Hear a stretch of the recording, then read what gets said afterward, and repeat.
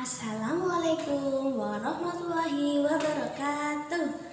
Yang terhormat Ibu Retno Ningsri Mar'atun Sholihah, Sarjana Pendidikan Magister Pendidikan, selaku tutor kami dalam mata kuliah Metode Pengembangan Perilaku dan Kemampuan Dasar Anak Usia Dini. Kemudian yang saya banggakan pula teman-teman seperjuangan saya, mahasiswa Universitas Terbuka semester 8 PGPAU. Akan mempresentasikan modul 9, yaitu pengembangan sains dan teknologi untuk anak usia 3 sampai 4 tahun. Di dalam modul 9 ini ada dua kegiatan belajar. Belajar 1 ada batasan dan prinsip pengembangan sains dan teknologi. Di kegiatan belajar 2 ada implementasi dan penilaian pengembangan sains dan teknologi melalui berbagai metode. Sains bukan hanya terkait pada hasil dari kegiatan penyelidikan atau percobaan, akan tetapi juga terkait dengan bentuk proses, hasil, dan sikap yang tumbuh sebagai dampak dari pembelajaran sains itu sendiri.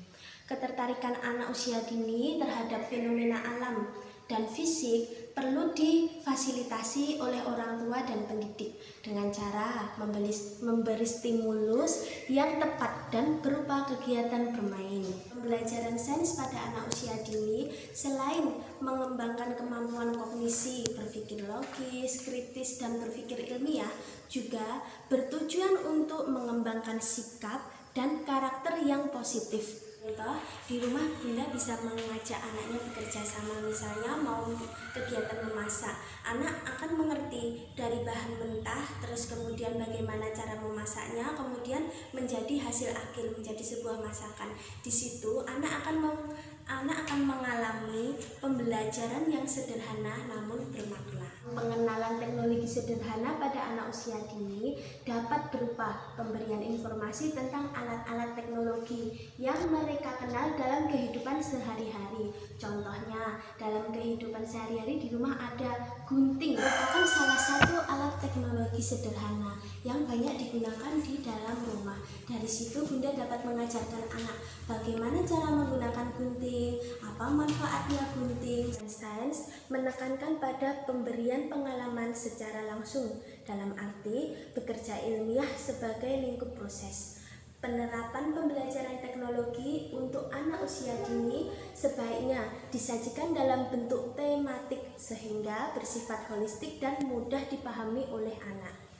Selain itu, pembelajaran teknologi perlu menggunakan metode pembelajaran konkret yang membuat anak aktif dan terlibat secara langsung. Misalnya, metode observasi, contohnya anak mengamati bagaimana cara berjalannya hewan. Kemudian, metode demonstrasi, anak mengamati kemudian menirukan. Contohnya, Bunda mengajari anak bagaimana caranya menggunting, kemudian anak menirukan atau mempraktekkan.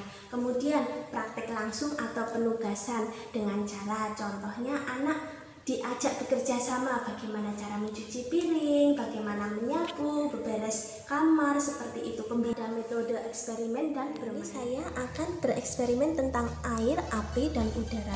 Bahannya apa ya? Di sini kita siapkan piring, kemudian kita siapkan gelas bening, ada lilin, ada air yang sudah diberi pewarna. Caranya kita taruh lilin pada tengah-tengah piring. Setelah itu kita tuangkan air yang sudah diberi pewarna. Kita tutup lilinnya secara perlahan dengan gelas. Apa yang terjadi ya? Bim, salah Bim. Kita perhatikan apa yang terjadi. Ketika lilin dinyalakan dengan udara yang cukup, api akan tetap menyala. Akan tetapi, apa yang terjadi apabila ditutup dengan gelas yang hampa udara? Lama-kelamaan, lilin akan mati. Sisa panas dari lilin menyebabkan tekanan udara menjadi naik, sehingga menyerap air yang ada di sekitar permukaan piring menuju ke dalam gelas, akibat adanya tekanan udara dari dalam gelas. Dari saya dan eksperimen dari saya, apabila dalam saya penyampaian banyak kesalahan, saya mohon maaf. Billahi taufiq wal hidayah. Wassalamualaikum warahmatullahi wabarakatuh. Terima kasih.